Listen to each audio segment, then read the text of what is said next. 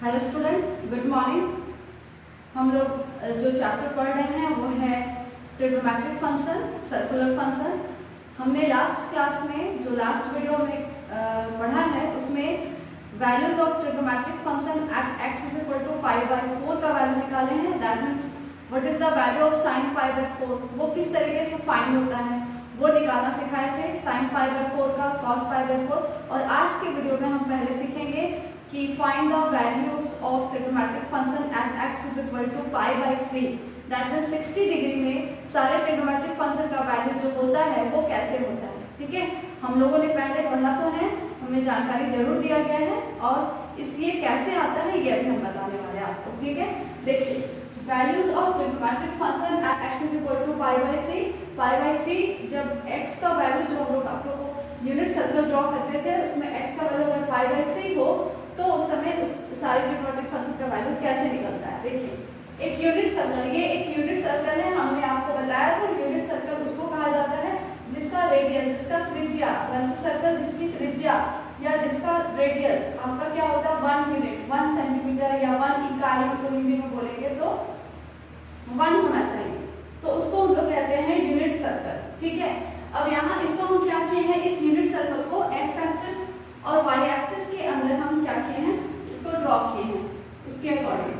देखिए ये आपका y एक्सिस है और ये आपका y डैश नेगेटिव एक्सिस है और ये आपका ओरिजिन O है। ठीक है, अब आपको बोल रहे हैं एक मूविंग पॉइंट P ले लीजिए आप यहाँ पर। अगर मान लीजिए यहाँ एक मूविंग पॉइंट P ले लेते हैं और इसको यहाँ से ज्वाइन कर देते हैं। देखिए यहाँ से हम ये ज्वाइन कर देते हैं OP, तो आप यहाँ से नोटिस कीजिएगा कि OP is the radius of this circle. OP जो है हमारा वो एक सर्कल का रेडियस है जो कि हम लोग माने हैं कि ये 1 यूनिट है ना, 1 यूनिट है, हमने सर्कल का रेडियस माना है ना, तो ये भी रेडियस ही है इसलिए ये भी 1 यूनिट होगा।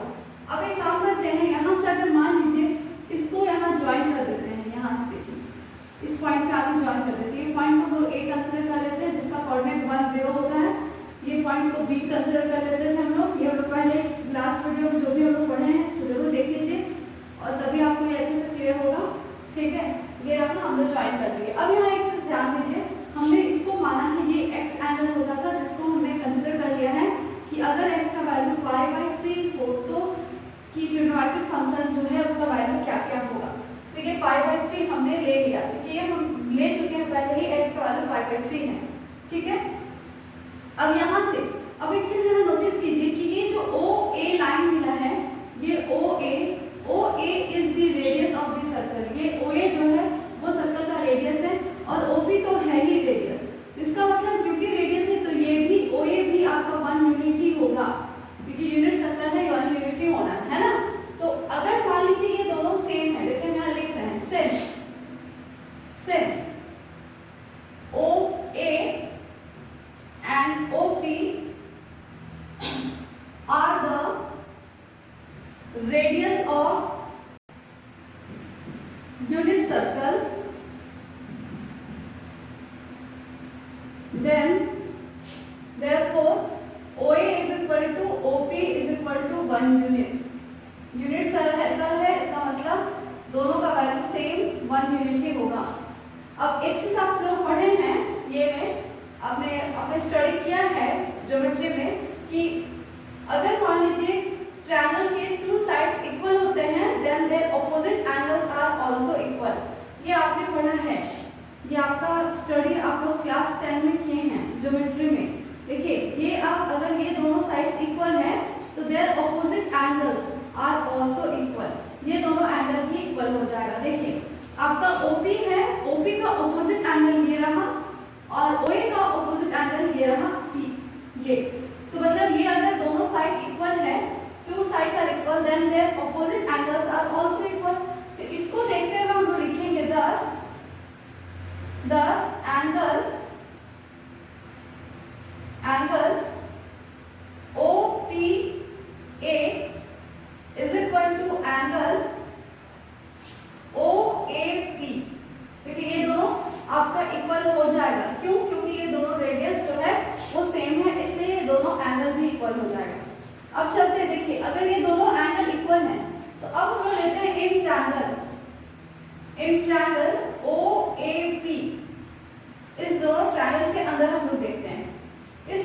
में अगर मान लीजिए हम sum of the angles of a triangle is equal to 180 degree, हमें पता है त्रिभुज के तीनों कोणों का योग 180 डिग्री होता है, ये बात हमें पता है। तो तीनों कोणों का योग हम ले लेते हैं, मतलब त्रिभुज के ट्रायंगल के 3 एंगल्स का सम हम इक्वल टू पाई लिख लेते हैं। देखिए इस ट्रायंगल में फर्स्ट एंगल बन रहा है angle POA plus angle OAP plus angle APO is equal to कितना है पाई। POA हमने आपको पहले ही बताया था कि ये एंगल पाई/3 है, plus OAP will be equal to OPA, तो OPA इसके प्लेस में लिख दिए और ये भी OPA ही है। इधर से लिखिए या इधर से लिखिए, दोनों तरफ से एंगल सेम ही होता है। अब यहाँ से ये दोनों एंगल सेम है तो twice of angle OPA is equal to pi minus pi. LCM ले लेंगे तो आपका आ जा रहा है twice of angle OPA is equal to 2 pi. 2 आपका कैंसिल, तो आपका आ जा रहा है angle OPA is equal to pi. अगर मान लीजिए OPA पाई/3 है, OPA तो OAP भी वही हो गया और साथ ही साथ एंगल POA भी पाई/3 था।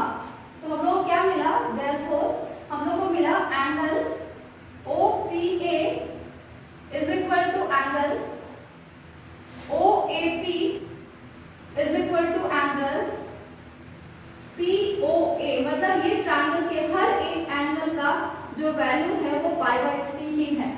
ये यही कह रहा है, इसका कंक्लूजन हम लोग यही निकाल रहे हैं। तो if all the angles of a triangle are equal then that triangle is called an equilateral triangle. मतलब अगर हम लोग ये कह सकते हैं कि अगर किसी त्रिभुज के सारे भुजाएं हम लोग बोलेंगे, या फिर अगर हम यहाँ पर ला रहे हैं सारे कोण सेम ला रहे हैं तो इसका मतलब सारा भुजा भी बराबर हो जाएगा। अगर बराबर होगा तो आपको ये ट्रायंगल को हम लोग क्या कहेंगे, इक्विलैटरल ट्रायंगल। ठीक है, क्योंकि ये सारे कोण आपके इक्वल आ गए हैं, इसलिए ये हम लोग इसको कह सकते हैं इक्विलैटरल ट्रायंगल। कैसे कह सकते हैं, देखिए अगर मान लीजिए दोनों एंगल सेम है, दैट मींस इसका ऑपोजिट साइड दोनों सेम होगा। ठीक है, फिर अगर ये दोनों एंगल सेम है तो इसका मतलब ये दोनों ऑपोजिट एंगल इसका सेम होगा, ये दोनों एंगल सेम है मतलब ये दोनों ऑपोजिट तो है इससे। तो अगर जिस तरीके से अगर मान लीजिए ये एंगल्स इक्वल है, दैट मींस इसको ये इंप्लाई कर देगा that all sides are equal. OA is equal to AP is equal to PO होगा। अगर ये सारे एंगल्स इक्वल आ गए तो उसके साइड्स भी इक्वल आ गए। और अगर बोलते हैं कि किसी ट्रायंगल के सारे साइड्स इक्वल होते हैं तो उस समय उस ट्रायंगल को हम इक्विलैटरल ट्रायंगल कहते हैं और उसका हिंदी शब्द हम लोग बोलेंगे तो वो आपका था समबाहु त्रिभुज, सारे के सारे भुजाएं बराबर है ना। तो हम लोग यहाँ पर इसका कंक्लूजन लिखेंगे कि ये क्या शो कर रहा है कि this triangle is an equilateral triangle. यहाँ से हम इसको इरेज करते हैं, यहाँ लिखते हैं, है ना।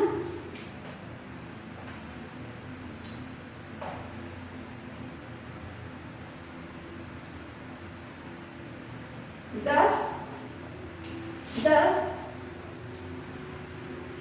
triangle OAP is an equilateral triangle. We draw, अब क्या कीजिए आप, we draw a perpendicular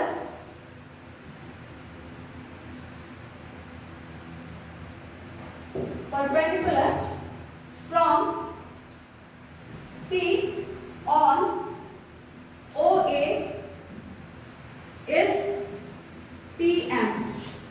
हम क्या करेंगे, P से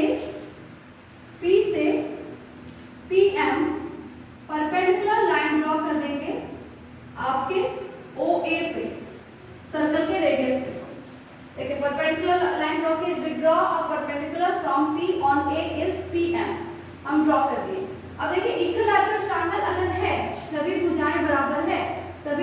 सेम है, तो अगर इसका हम अगर 90 डिग्री ड्रॉ करें तो ये इसके इस एंगल के ऑपोजिट साइड को इक्वल पार्ट में डिवाइड करेगा। ठीक है, तो अब यहाँ एक चीज नोटिस कीजिए, इक्वल पार्ट में कौन क्या डिवाइड हो जाएगा, देखिए इसके ऑपोजिट साइड ये है OA, मतलब OA को ये लाइन PM क्या करेगा, इक्वली डिवाइड करेगा, इसको क्या करेगा, इक्वली डिवाइड करेगा। अब यहाँ ध्यान दे रहे हैं OA एक रेडियस है सर्कल का, और ये कितना यूनिट का है, ये 1 यूनिट का है, 1 है ना, 1 यूनिट का। अगर मान लीजिए ये सर्कल का रेडियस है, तो अगर मान लीजिए दोनों इक्वल पार्ट में डिवाइड करा, मतलब ये 1/2 होगा और ये भी 1/2 होगा, तभी तो दोनों ऐड होकर 1 यूनिट होगा ना। तो हम यहाँ से अगर हम लिखे हैं कि परपेंडिकुलर ड्रॉ किए हैं, तो हम यहाँ से लिख सकते हैं therefore OM is equal to MA is equal to 1/2 unit, each one is 1/2 unit, हर एक साइड में आपका 1/2 यूनिट के हो जाएंगे। अब देखिए OM तो आपका निकल गया है। अब यहाँ से देखिए इस ट्रायंगल, ये छोटे से जो ट्रायंगल, एक राइट एंगल ट्रायंगल बना है OPM, उस ट्रायंगल के अंदर आप पाइथागोरस थ्योरम लगा दीजिए। OPM के अंदर आप क्या कीजिए, पाइथागोरस थ्योरम लगा दीजिए। इन ट्रायंगल OPM आप ले लीजिए और यहाँ से ले लीजिए हाइपोटेन्यूस स्क्वायर, मतलब OP square is equal to PM square plus OM square. OP आपका रेडियस है इसलिए 1 का स्क्वायर, PM आपको फाइंड करना है, ये नहीं पता, OM आपको पता है 1/2 का होल स्क्वायर हो जाएगा, क्योंकि OM का वैल्यू 1/2 यूनिट था। तो आपका आ जाएगा 1 is equal to PM square is plus 1/4, इधर इसको ले जाइए, तो PM square is equal to हो जाएगा 1 माइनस 1/4, इसका वैल्यू आपको मिलेगा 3/4। तो आपका डिस्टेंस है इसलिए इसका पॉजिटिव वैल्यू आ जाएगा √3/2। तो अब देखिए आपका ये पॉइंट जो कोऑर्डिनेट होता है, ये कोऑर्डिनेट ये कैसे होता है, देखिए अगर मान लीजिए ये y एक्सिस है और ये x एक्सिस है, ठीक है, आपको यहाँ एक पॉइंट ले लेते हैं A, इसका कोऑर्डिनेट आप कैसे फाइंड करते थे, हम लोग ग्राफ में भी सीखे थे, क्लास 10 में बहुत सिखाया गया था। तो देखिए हम लोग क्या करते थे, इसके ऊपर जो परपेंडिकुलर ड्रॉ करते थे, तो ये जो डिस्टेंस को कट करता था, ये डिस्टेंस, ये जैसे परपेंडिकुलर ड्रॉ करते थे x एक्सिस के ऊपर, तो ये डिस्टेंस होता था इसका x, याद है, और y एक्सिस के ऊपर जो परपेंडिकुलर ड्रॉ करते थे, तो ये जो डिस्टेंस होता था, मतलब ये डिस्टेंस कहने का मतलब ये डिस्टेंस, ये दोनों बिल्कुल पैरेलल होता था, तो जो डिस्टेंस ये होगा वही डिस्टेंस ये होगा, वही इसका y कहलाता था। मतलब यहाँ से यहाँ का डिस्टेंस यहाँ से होगा कि ये x होगा और ये आपका y होगा, जिसकी वजह से ये भी y हो गया होगा, तब ये आपका x, y होता है। जैसे मान लीजिए आप यहाँ ले लेते हैं, इसको ले लेते हैं 3 और इसको ले लेते हैं 1, तो ये भी 3 होगा ना, तो इसका कोऑर्डिनेट क्या बन जाएगा, x की जगह ये डिस्टेंस कितना है 1 और ये डिस्टेंस कितना है 3, तो 1, 3 हो गया, ये आप लोगों को पता भी होगा। ठीक है, अब यहाँ से देखते हैं, तब ये P कोऑर्डिनेट हमको निकालना है, चलिए देखते हैं। P परपेंडिकुलर ड्रॉ किए x एक्सिस के ऊपर, तो ये जो डिस्टेंस होगा यही डिस्टेंस इसका x होगा, तो ये कितना डिस्टेंस आपका आया था 1/2, OM है ना, OM आपका देख लीजिए 1/2 था, यहाँ हम लिखे भी हैं, ये आपका OM जो है वो 1/2 यूनिट है और MA जो है वो 1/2 यूनिट है ना।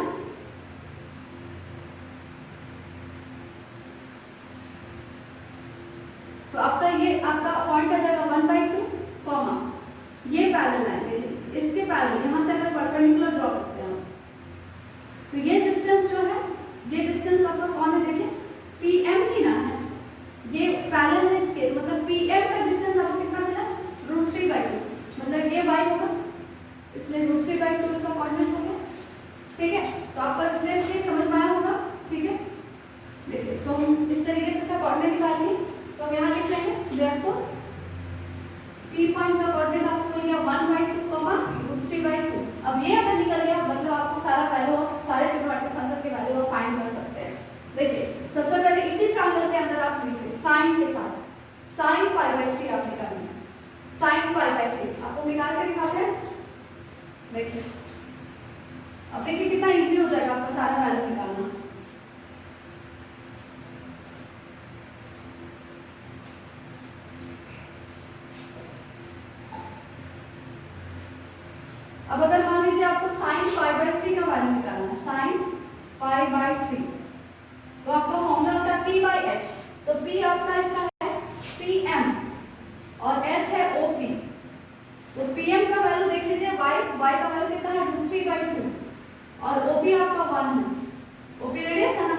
तो आपका आ जा रहा है साइन पाई बाई 3 का वैल्यू √3/2। याद कीजिए तो बचपन में जो हमने पढ़े थे, हम लोग याद किए थे ना, इसका वैल्यू कितना हमको सीखे थे, √3/2 साइन 60 डिग्री का वैल्यू, पाई बाई 3 का मतलब 60 डिग्री होता है। अब इसी तरह हम लोग सिमिलरली निकालेंगे cos pi by 3। cos pi by 3 का वैल्यू हो गया cos 60 डिग्री का वैल्यू, cos में b/h, b आपका कौन है यहाँ OM, बाई h आपका OP, OM आपका x है जो कितना है 1/2 और OP आपका 1, इसीलिए आपका आ जा रहा है cos pi by 3 is equal to 1/2। देख सकते हैं कितना इजीली है। सिर्फ इसका जो हम लोगों को अंदर का जो रहस्य था वो रहस्य सिर्फ नहीं पता था, जो हम लोग आगे क्लास 11 में सीख रहे हैं। ठीक है, ये हमें याद है साइन पाई बाई 3। अब इसी तरीके से हमको tan पाई बाई 3 निकालना है, तो साइन पाई बाई 3 और tan पाई बाई 3 से भी आप वहां निकाल सकते थे, p बाई b करके भी निकाल सकते हैं, या साइन बाई cos से निकाल सकते हैं। Sine pi by 3 divided by cos pi by 3 आप कर दीजिए, या फिर डायरेक्ट भी निकाल सकते हैं ट्रायंगल से आप। अब यहाँ से अब साइन पाई बाई 3 का वैल्यू आपका आया था √3/2 और cos पाई बाई 3 का वैल्यू 1/2, ये दोनों कैंसिल। तो याद कीजिए tan 60 डिग्री का वैल्यू हमने पढ़ा था कि हमें पता है कि ये वैल्यू √3 होता है। देखिए इस तरह से कितना अच्छे से हम लोग अभी निकाल पा रहे हैं कि ये कैसे होता है ना। उस समय हम लोग जरूरत नहीं था इस बात का जानने का कि ये कैसे होता है, इसलिए हम लोग याद किए थे। अब हम लोग क्या करना है, इसके बारे में जानना है कैसे हो रहा है। ठीक है, तो अब यहाँ से tan निकल गया, tan का वैल्यू निकल गया। अब उसी तरीके से आप सिमिलरली निकाल लीजिए cosec पाई बाई 3 अगर आपको निकालना है तो 1/sin पाई बाई 3 हो जाएगा आपका, और sin पाई बाई 3 का वैल्यू होता है √3/2, तो 1/√3/2 आपका हो गया, जिसका वैल्यू आ जाएगा cosec pi by 3 is equal to 2/√3। तो ये आपका निकल गया cosec 60 डिग्री का वैल्यू, है ना। उसी तरह से आपको sec 60 डिग्री निकालना अगर है तो sec पाई बाई 3 मतलब 1/cos पाई बाई 3, जिसका वैल्यू आपका हो जाएगा sec पाई बाई 3 का वैल्यू आपका हो जाएगा 2, क्योंकि 1/1/2 आपका बन जाएगा 2, तो sec पाई बाई 3 का वैल्यू निकल गया। और सिमिलरली आपको cot पाई बाई 3 अगर निकालना है तो cot पाई बाई 3 होता है 1/tan पाई बाई 3, है ना, 1/tan पाई बाई 3। तो अब यहाँ से लिख लीजिए 1/tan पाई बाई 3, tan का उल्टा हम लोग लिखेंगे, अगर इन्वर्स करेंगे तो cot pi by 3 is equal to आपका आ जाएगा 1/√3। तो आपको याद होगा cot 60 डिग्री वैल्यू 1/√3 होता था। तो इस तरीके से हम लोग फाइंड कर लिए कि सारे ट्रिग्नोमेट्रिक फंक्शन का वैल्यू जब 60 डिग्री एंगल रहता है, दैट मींस पाई बाई 3 रहता है, तो उस समय हम लोग किस तरीके से फाइंड करते हैं सारा वैल्यूज, कैसे होता है वो सारा वैल्यू। ठीक है, अच्छा लगा। ठीक है, हम लोग कंप्लीट करते हैं आज का क्लास को।